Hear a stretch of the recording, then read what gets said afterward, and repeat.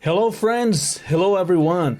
Olá amigos, olá todo mundo. Aqui quem fala é o Teacher Gil e hoje com mais uma dica para vocês. Hoje com esse tema, 10 coisas que você precisa para ficar fluente em inglês. Vamos lá? Primeiro, a conjugação é super fácil, é muito fácil em inglês. Você precisa saber isso para que você possa saber como que é fácil aprender inglês. Muitas pessoas ficam com medo, mas olha só como que é fácil. Primeiro aqui, ó, olha só no português no lado esquerdo aqui, ó. Vamos usar o verbo ir. Como é que fica? Eu vou. Como é que fica agora conjugando com as outras pessoas? Você vai, ele vai, ela vai, nós vamos, vocês vão, eles, elas vão. Olha só, quantos que nós temos de diferente ali na conjugação. Vamos lá, eu separei por cores aqui, ó. O vou, o vai, repetiu, vamos, vão. Então nós temos 1, 2, 3, 4. Agora olha no outro lado em inglês, quando você então conjuga o verbo ir, que é o verbo to go em inglês. Vamos lá. I go, you go, agora que muda. He, she, it goes. E o resto é a mesma coisa. Então, quando em português nós temos 4 maneiras de conjugar o verbo ir, no inglês nós temos apenas 2 maneiras. Ou seja, você consegue pelo menos aí aprender 2 vezes mais rápido já. Agora, isso não é tudo não. Agora, olha o resto aqui que nós vamos aprender agora colocando no passado. Olha só no passado como é que fica. Então, de novo, nós temos 4 formas. 1, 2, 3, 4. Olha agora em inglês como é que é. Apenas uma forma para todo mundo. I went. You went. He, she, it went. We went. You went. They went. Muito fácil, não é? Em vez de aprender 4 formas no passado, você apenas precisa aprender uma. É fácil demais, tá vendo? Não desanima não. Você que tá aí tentando aprender inglês ou que acha que é muita coisa para você aprender, que você não tem tempo, porque inglês é fácil demais para aprender. Agora vamos lá então para o passo número 3. Tem uma pequena exceção nos verbos, que ainda torna tudo mais fácil, eu acho. Muitas vezes no inglês, muitas vezes não, algumas vezes, alguns verbos eles podem ser presente e passado ao mesmo tempo. Por exemplo, em português, eu corto, I cut. Como é que fica o passado? Eu cortei. Como é que fica I cut? Fica a mesma coisa. Isso são exceções. Mas como é que eu vou saber se a pessoa está dizendo eu corto ou eu cortei? Pelo contexto, pelo que ela disser depois então dessas 2 palavrinhas, ok? Fica a dica aí para você. Agora aqui então, o próximo passo. Passo número 3 para você então, o futuro. O futuro é tão fácil em inglês. Olha só, em português, quantas formas nós temos? De novo, são 4. Eu irei, você irá, ele ou ela irá, nós iremos, vocês irão, eles ou elas irão. 4 formas, irei, irá, iremos, irão. Agora olha só, colocando o verbo ir no futuro. No inglês, você apenas coloca o will antes do verbo, que é o verbo to go, nesse caso, que é o verbo ir, não é? Mas qualquer verbo, é só você colocar o will antes dele, que vai colocar no futuro. Então olha só, I will go, you will go, e assim vai. Todos você usa apenas o will. Fácil demais, não é? Agora vamos lá então, 4. Adjectives, adjetivos, adjectives. No inglês, o adjetivo, a qualidade de alguma coisa, seja ela ou alguma coisa negativa também, não é? Não sei se eu posso falar uma qualidade negativa, mas aquilo que é aquela qualidade sendo negativa ou positiva, você coloca na frente da pessoa que recebe ela. Por exemplo, no português nós falamos uma menina bonita. No inglês eles já falam uma bonita menina. Por exemplo aqui, ó, a beautiful girl. A beautiful girl. Uma menina bonita. A handsome boy.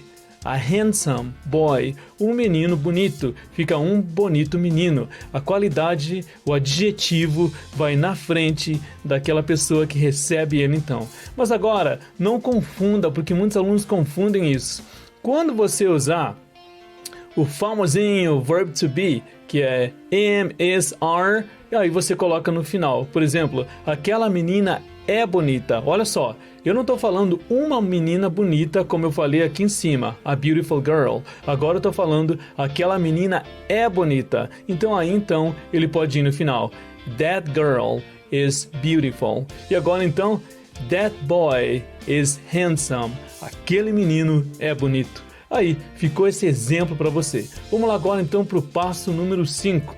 Phrasal verbs. Phrasal verbs, eles são muito interessantes. Eles são a combinação de um verbo com mais uma palavrinha ali, tipo um auxiliar, para complementar, e aí ele forma então outro verbo novo. E aí você precisa aprender um por um. Só isso que às vezes confunde um pouco as pessoas e talvez não seja tão fácil, mas eu acho muito legal isso do inglês. Olha só aqui, por exemplo.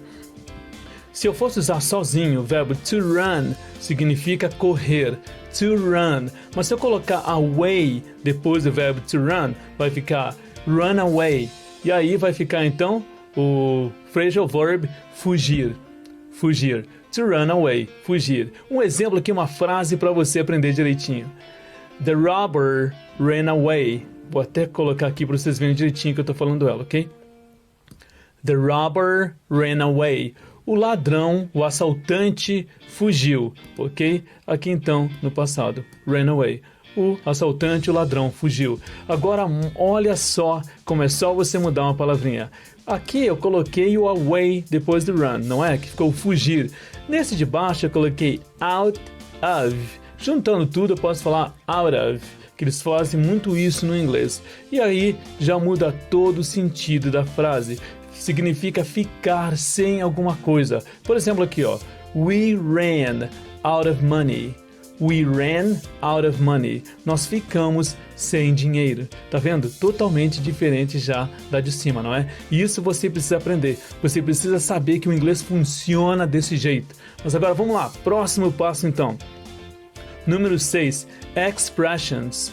Muitas expressões no inglês, você tem que aprender elas uma por uma. Algumas vão ser idênticas ao português, tipo traduzindo literalmente significa literalmente a mesma coisa. Mas agora tem expressões no inglês que elas parecem que significam alguma coisa em português, mas significam uma coisa totalmente diferente e você tem que ter cuidado, senão você vai ficar confuso e vai falar algo que você não quer dizer e pode acabar passando vergonha ou passando uma informação que não tem nada a ver com aquilo que você queria passar. Olha só essa expressão aqui, ó. Eles têm essa expressão aqui, ó. He kicked the bucket. He kicked the bucket. Literalmente, traduzindo palavra por palavra, significa ele chutou o balde. Ele chutou o balde.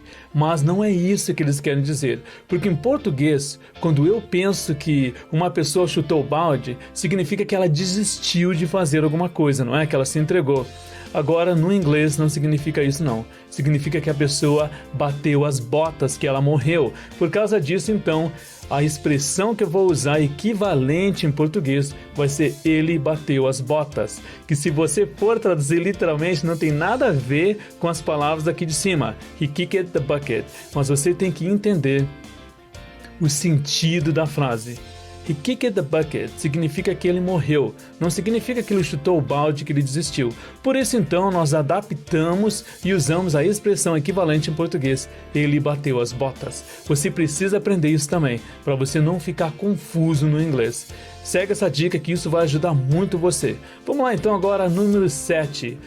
Substantivo e verbo ao mesmo tempo. Às vezes no inglês, uma palavrinha pode ser verbo e pode ser substantivo ao mesmo tempo. Por exemplo aqui, ó, fight significa briga, mas to fight significa brigar. Um exemplo de frase aqui, ó, por exemplo, eu vou falar, mas eu não escrevi, peço desculpa, ok? Por exemplo, there was a fight.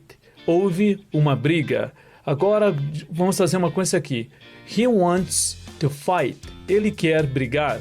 Agora aqui então de baixo, spy, espião.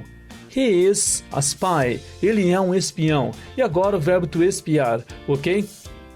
She was spying on me. Ela estava me espiando, ok? Ficou aí então um exemplo para você. Agora vamos lá então, próximo, número 8. Inglês moderno. Você precisa aprender inglês moderno. Se você ficar apenas aprendendo esse inglês antigo, que muitas vezes ensinam nas escolas, com livros ultrapassados, que nunca são renovados, o que vai acontecer? Você vai chegar nos Estados Unidos e você não vai entender muita coisa que as pessoas falam, porque muitas coisas são modernas, muitas coisas são novas, o mundo evolui, a língua evolui também. Por exemplo aqui, ó, a expressão my bad significa Foi mal. Foi mal. Que livro de inglês que vai te ensinar isso? Eu nunca vi um livro de inglês ensinar isso. My bad. Foi mal. Agora, you're good. You're good. Se você for traduzir literalmente, você vai achar que quer dizer você está bom, você está bem, mas não quer dizer isso. Quer dizer assim, ó, não tem problema nenhum. Por exemplo, digamos que alguém pede desculpa, ou alguém fala, desculpa por causa que eu fiz isso ou aquilo, ou eu posso sair mais cedo do trabalho hoje, pedir alguma coisa assim, e a pessoa fala, não tem problema, você pode. Então, you're good. You're good. Tá vendo só? Você precisa aprender isso. Então essa expressãozinha, quer dizer, you're good, pode significar não tem problema ou não, você não fez nada demais, algo desse tipo. Você vai ter que saber na hora que a pessoa falar, dependendo da situação. Agora vamos lá, mais uma expressãozinha aqui, ó. Have a good one. Eles falam tenha um bom um. Por que eles falam isso? É esquisito, né, você traduzir assim, tenha um bom um. Muitas vezes as pessoas falam have a good morning, have a good afternoon, have a good evening. E às vezes a pessoa não sabe se já está evening, se ainda é afternoon, ou se já está despedindo, se é night. Então eles apenas falam have a good one. Have a good one. E aí fica muito mais simples. Todo mundo fala isso. Essas coisas de have a nice day ou have a good afternoon, você quase nem escuta mais as pessoas falarem no inglês moderno. Agora, outra expressão aqui embaixo. Swing by. A expressão swing by significa dar uma passadinha em algum lugar. Por exemplo, eu poderia falar para um amigo meu, se eu fosse dizer para ele assim, ó, I'll swing by your house about 4 o'clock. Eu vou dar uma passadinha na tua casa lá pelas 4 horas. I'll swing by your house about 4 o'clock. Tá vendo? Eu vou dar uma passadinha lá na tua casa umas 4 horas. Quer dizer que vai passar bem rápido, que não vai demorar. Ok? Agora vamos lá, número 9 aqui, ó. Passo número 9. Read aloud every day. Leia em voz alta todos os dias. Muitas vezes você não tem com quem praticar inglês. Então como é que você vai fazer? Se você lê em voz alta todos os dias, isso vai te ajudar a manter o teu inglês, a manter uma pronúncia boa e a também sempre estar revendo palavras que você já aprendeu e não esquecer elas. Principalmente palavras que às vezes não são tão comuns então no inglês, ou que você não usa às vezes tanto no dia a dia. Então nos livros, lendo em voz alta, você sempre vai acabar revendo essas palavras e não vai esquecer elas. E ao mesmo tempo, os músculos da tua boca sempre vão estar lá em exercício, praticando então aquela pronúncia, e aí você sempre vai ter um inglês fluente, bem afiado também. Outro benefício aqui de ler em voz alta são que você também aprende novas palavras, new words. Knowledge retention, retenção do aprendizado. Você não vai esquecer o que aprendeu, porque você vai estar sempre praticando ele. E aqui, oral practice, a prática oral. A prática oral que você precisa para manter a fluência, a destreza para sempre falar inglês muito bem. Agora vamos lá então, aqui o último passo, finalmente, o passo número 10. Find someone to talk to. Find someone to talk to. Encontre uma pessoa para conversar. Você precisa conversar em inglês, interagir com alguém. Você precisa praticar para nunca mais esquecer, ok? Então aqui, ó, quais são os benefícios aqui, ó? You never lose what you use. Você nunca perde o que você usa. Se você estiver usando o teu inglês, você nunca vai perder ele. You get motivated when you talk. Você fica motivado quando você conversa, quando você fala inglês. You develop confidence. Você desenvolve confiança. Imagina se você fica um tempão sem falar inglês e vai falar inglês com alguém. Você vai estar todo travado, todo enferrujado. Agora aqui a última. The more you speak, the more you understand. Quanto mais você falar inglês, mais você vai entender. Algumas pessoas falam que eles melhor entendem do que falam. E até um certo ponto isso, viu? Porque para você realmente entender tudo muito bem, com inglês muito aberto, inglês muito fluido, você precisa falar muito bem também. Como que você vai entender palavras que muitas vezes você nunca ouviu e que são bem diferentes do português? É difícil, não é? Então faz isso. Segue os 10 passos então, para você ficar fluente no inglês, ficar fera e o melhor de tudo, nunca mais perder o teu inglês. É isso aí. Um grande abraço.